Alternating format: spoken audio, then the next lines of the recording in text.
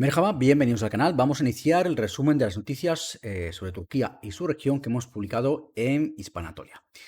Bueno, vamos a iniciar este episodio del podcast, este lunes 28 ya de julio, acabándose, hablando de esa feria de defensa que ha tenido lugar durante toda la semana pasada, ya hasta el día de ayer, hasta el 27 de julio, domingo, en Estambul, en distintas ubicaciones de Estambul. Entre el 22 y 27 de julio, esa IDEF 2025, Feria Internacional de la Industria de la Defensa, su 17 edición, y en esa feria, entre otras cosas, bueno, ocurrió, como sabéis, esa firma del acuerdo entre TAI, las industrias aeroespaciales turcas, y Airbus para la exportación, la compra y la exportación de esos 30 cazas de combate ligeros Burjet, cazas diseñados y fabricados en Turquía por parte de España. Ese acuerdo que finalmente eh, en, se rubricó en Estambul. El acuerdo de venta tendrá lugar a finales de este año. Lo que se hizo en Estambul fue en realidad establecer, decíamos en otro episodio, cómo va a ser ese proceso de exportación de esos cazas que van a ser producidos en Turquía para incorporarlos de la forma más rápida posible, una vez estén producidos, al inventario de las fuerzas aéreas y del espacio de España. También se ha rubricado en esa feria internacional de defensa en Estambul, se ha rubricado, por ejemplo, el acuerdo con Indonesia, que es el primer país que ha decidido adquirir ese caza de combate de quinta generación desarrollado por Turquía, el Kan, país que ha adquirido Indonesia 48 cazas de combate Kan, cazas de combate de quinta generación, también diseñados y producidos íntegramente en Turquía. Bueno, pues durante esa feria de defensa también Turquía ha presentado, entre muchas otras cosas, dos artefactos explosivos, dos bombas que han llamado la atención por su enorme potencia explosiva. Y hablamos, de hecho, para los que estéis interesados en defensa, de la bomba no nuclear más potente desarrollada hasta la fecha por Turquía. Ahí es nada. Por un lado está la bomba Gazap, Gazap que significa una palabra turca que significa ira, que ha sido presentada en esa feria, y es una munición de avión estándar tipo MK-84 que puede ser transportada y lanzada por un caza de combate normal, un caza de combate F-16, por ejemplo, que es el que son los F-16 son los que componen el grueso de las fuerzas aéreas de Turquía ahora mismo, aunque como hemos explicado en otras ocasiones, pues es un proceso, ahora mismo Turquía está en un proceso de sustituir toda esa flota ya progresivamente anticuada de F-16 que componen el grueso de su fuerza aérea. Pues bueno, esta bomba Gazap, según explicaba una responsable de investigación y desarrollo del Ministerio de Defensa de Turquía, eh, destaca bueno, pesa casi prácticamente una tonelada, son 2.000 libras, casi una tonelada de peso en kilos, y destaca decía una responsable de I+D del Ministerio de Defensa de Turquía, que tiene una estructura de partículas, contiene 10.000 partículas, decía, y gracias a esta estructura, cuando se produce la explosión, se separan las unas de las otras y se dispersan por un rayo de 1 kilómetro, produciendo pues un mayor, digamos, daño explosivo. Y otra característica que tiene esta bomba Gazap, esta bomba IRA, como se traduciría en turco esa palabra, es que por su diseño interior crea un efecto de presión, de alta presión, en todo lo que es el área de la explosión. Decíamos, tenéis además en la noticia que hemos publicado en hispanatolia.com, en nuestra web, tenéis ahí varios vídeos de cómo es esa bomba Gazap, de ese tipo de explosión que produce. Y decíamos, es la bomba convencional no nuclear más potente que ha desarrollado hasta la fecha Turquía. Y además se presentó también en esa feria de defensa otra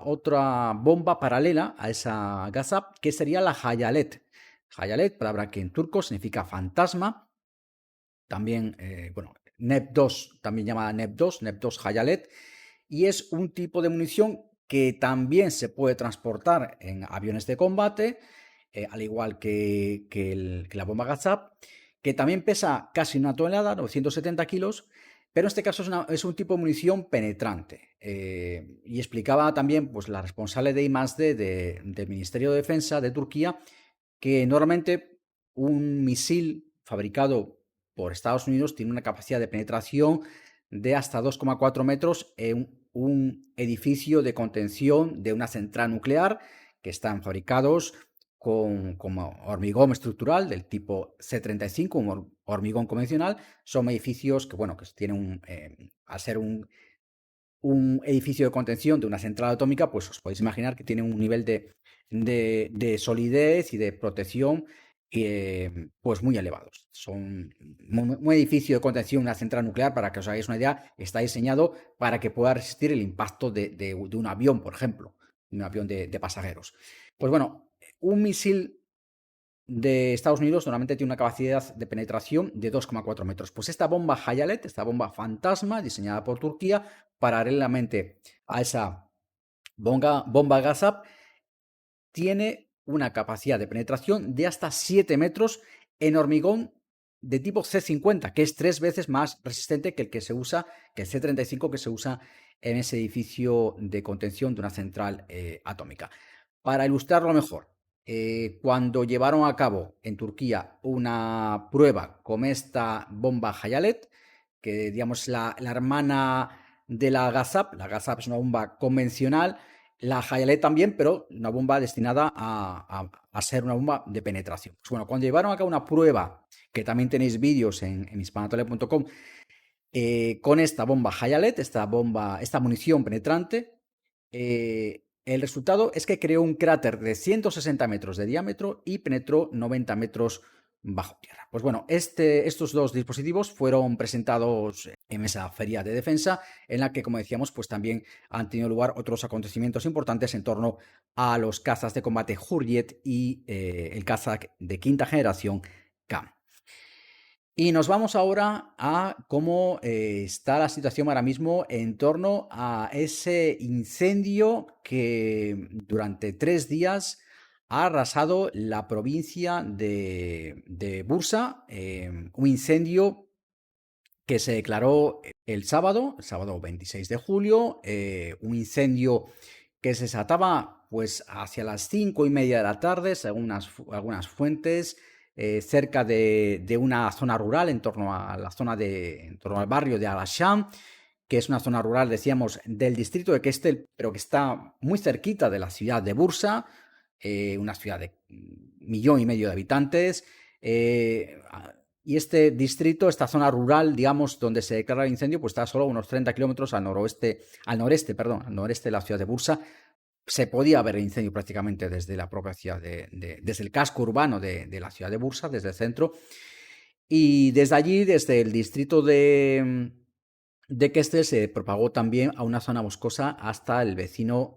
distrito de Gursu. Pues como siempre, como viene siendo estos días habitual, debido a la sequedad del terreno y debido también al viento. Más de 3.500 personas tuvieron que ser evacuadas de la zona por ese incendio, según informó el ministro de Agricultura y Bosques de Turquía, que informaba, lo publicamos en el día, a última hora ya del día de ayer, del domingo, informaba que había 4 incendios activos en 3 provincias, 2 en Bursa, como decíamos, uno de ellos en Kestel y otro en Harmancık, otro en Safranbolu, en Karabük, que aún seguía activo, por cierto, esta mañana, y otro en Kahramanmaraş, que es una provincia del sureste de Turquía. En Bursa teníamos la peor situación por esos 2 incendios que teníamos por separado.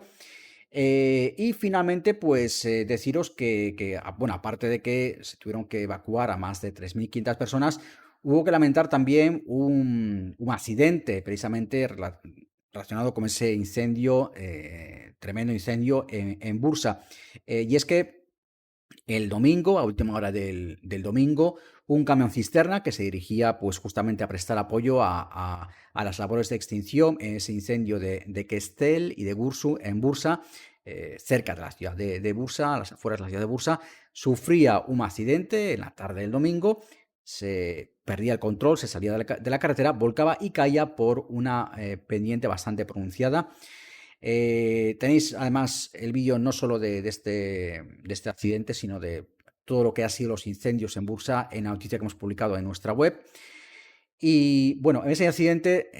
desgraciadamente, iban 3 personas que quedaban atrapadas en el interior. Tras llegar los equipos de rescate, comprobaron que una de esas personas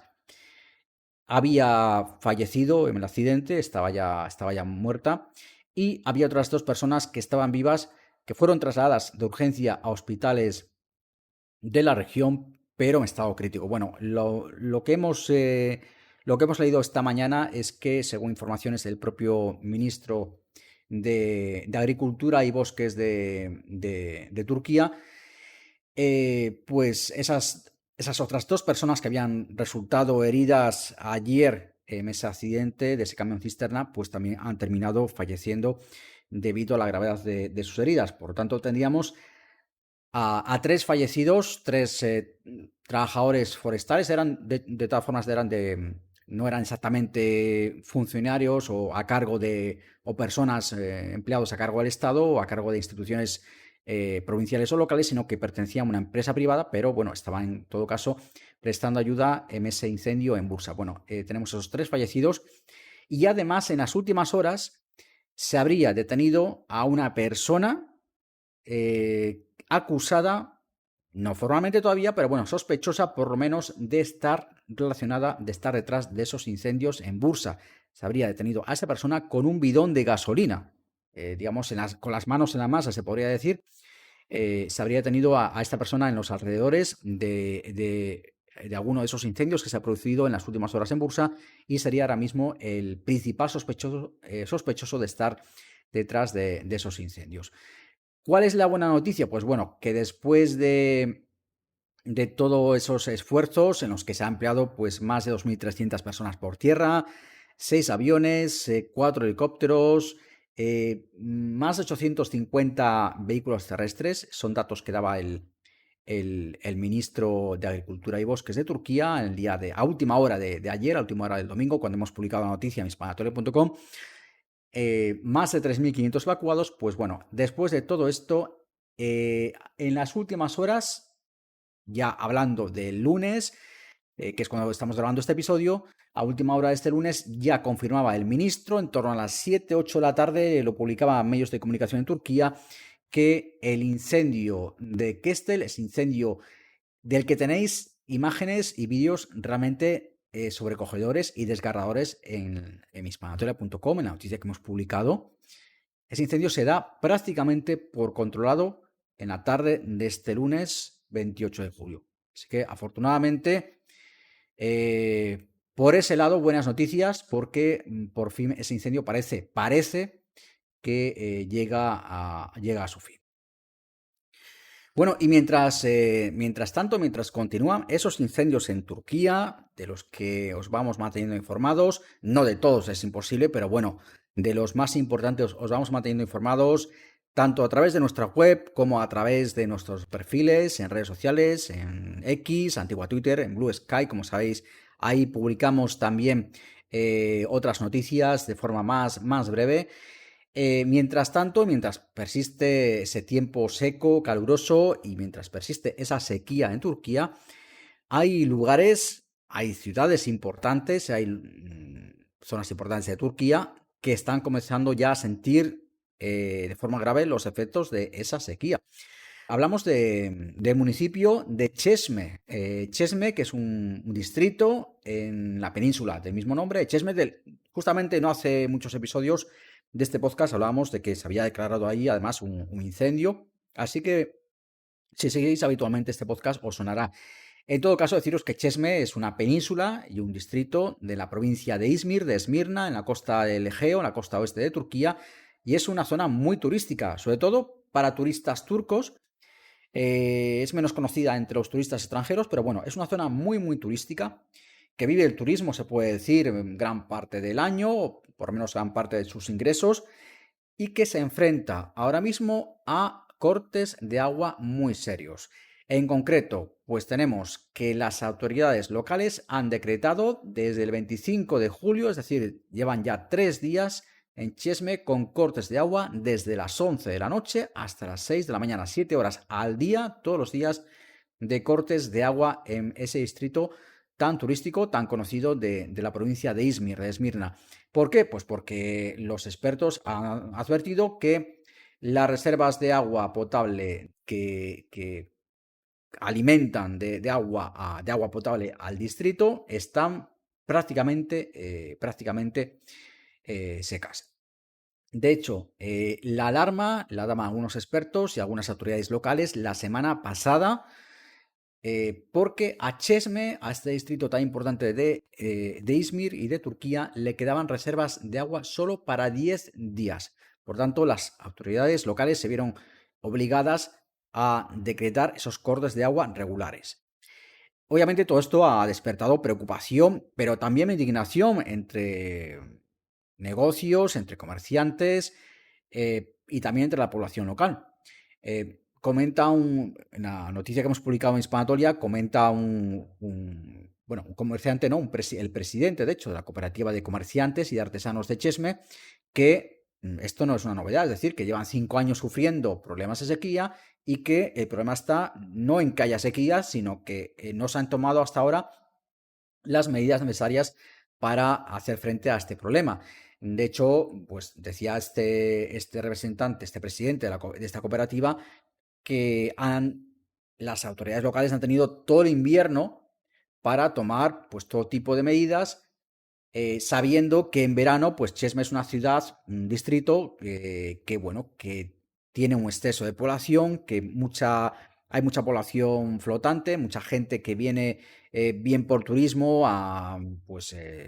villas vacacionales, a hoteles, o bien que tiene su segunda residencia en Chesme, y Chesme es una zona que en verano pues multiplica varias veces su población. Y sin embargo, las autoridades, sabiendo que había este problema y que, repetimos, son 5 años de sequía, no ha ocurrido este año la primera vez, esa sequía, no han tomado ninguna medida. También, de hecho, un antiguo alcalde de Chesme, Nuri Ertan, también hacía unas declaraciones en las que igualmente acusaba a las autoridades actuales de falta de prevención ante este problema. Decía bueno, que el principal problema está en que hay mucho gasto de agua pues para lavar coches, para regar jardines, para alimentar muchas piscinas. Daba este alcalde el dato de que había cientos, si no miles de piscinas en Chesme, una zona muy turística, con muchos hoteles, muchas villas, algunas de lujo, en fin, muchas urbanizaciones con piscina, en fin, todo este tipo de cosas, y todo esto al final crea un gasto ingente de agua que obviamente tiene sus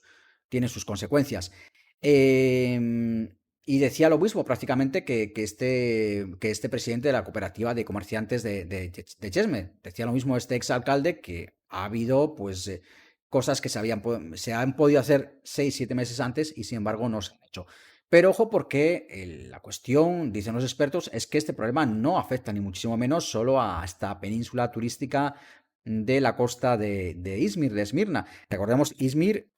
pues bueno, es la tercera ciudad más poblada de Turquía. Detrás de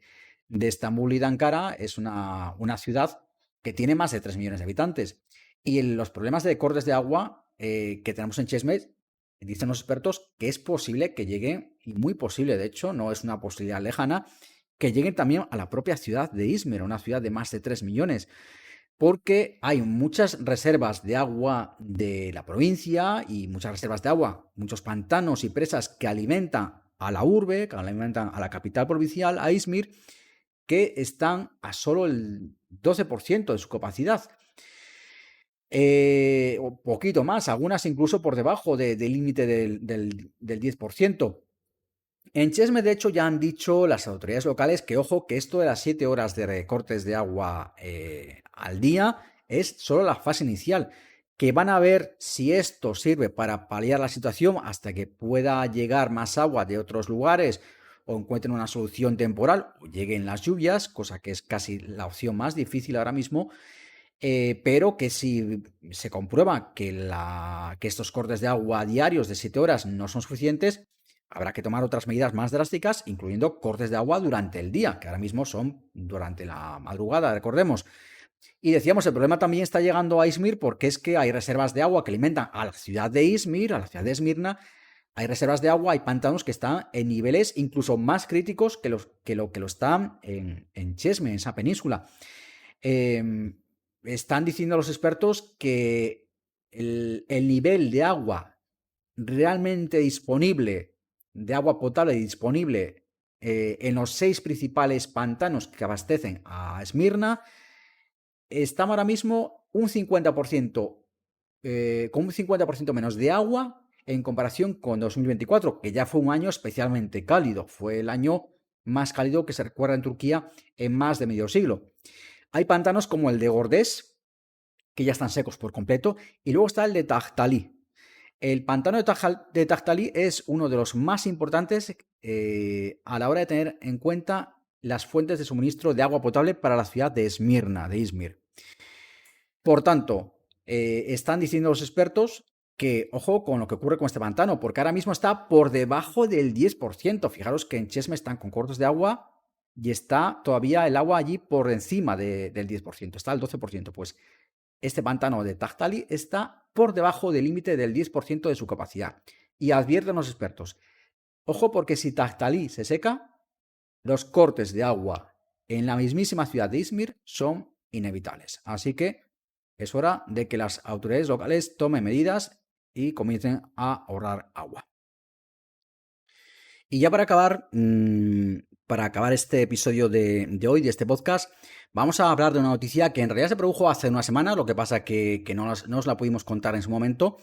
pero de una noticia que es una buena noticia más y que además, bueno, también para acabar con un tema más alegre, lejos de problemas y de incendios y demás, vamos a acabar con una buena noticia que ha sido la devolución de una estatua robada, una estatua que fue robada en su día, de un emperador romano, de nada menos que del emperador romano Marco Aurelio. Marco Aurelio, el padre de, bueno, algunos historiadores dicen que no fue verdaderamente su padre, pero bueno, quizás por alguna infidelidad de su esposa, pero padre del famoso emperador Cómodo, que aparece en la película Gladiator, como sabéis. Bueno, pues una estatua robada de este emperador, de Marco Aurelio, ha conseguido regresar a Turquía 65 años después. Y no ha sido nada fácil, ha sido una larga lucha por recuperar esta estatua que estaba expuesta desde hacía varias décadas en un museo de arte, museo de arte en Estados Unidos, el Museo de Arte de Cleveland, en Ohio, en Estados Unidos. Una estatua que fue en su día sustraída ilegalmente de Turquía, de las ruinas de la antigua ciudad de Bubón, que está en lo que hoy día es la provincia de Burdur, en el oeste de Turquía. Allí se hizo una excavación ilegal en los años 60. La estatua fue robada y sacada ilegalmente del país. Turquía, de hecho, en los últimos años ha estado haciendo grandes esfuerzos por recuperar todos esos tesoros, todos esos restos y objetos históricos que durante décadas fueron literalmente expoliados del país, fueron sacados en excavaciones ilegales y sacados del país para ser vendidos al mejor postor, como se suele decir. Y finalmente, pues esta estatua, que ya os digo, se cree que fue extraída en torno a 1967 aproximadamente de esas excavaciones ilegales en las ruinas de Bubón, provincia actual de Burdur, perdón, pues fue encontrada en ese museo de Cleveland, ese museo de arte de Cleveland. Ese museo la compró en 1986 a unos comerciantes de arte privados que, a saber de dónde habrían obtenido esa estatua, ya que fue, decíamos, robada y sacada ilegalmente de Turquía, la adquirió ese museo de Cleveland a esos comerciantes, año 1986. Está claro que sin muchas garantías de su legalidad y de su procedencia. Y en el marco de esta investigación y estos esfuerzos de Turquía por recuperar pues miles de objetos que han sido expoliados en las últimas décadas del país, Turquía consigue localizar hace unos años esa estatua y la consigue localizar en ese museo de Cleveland.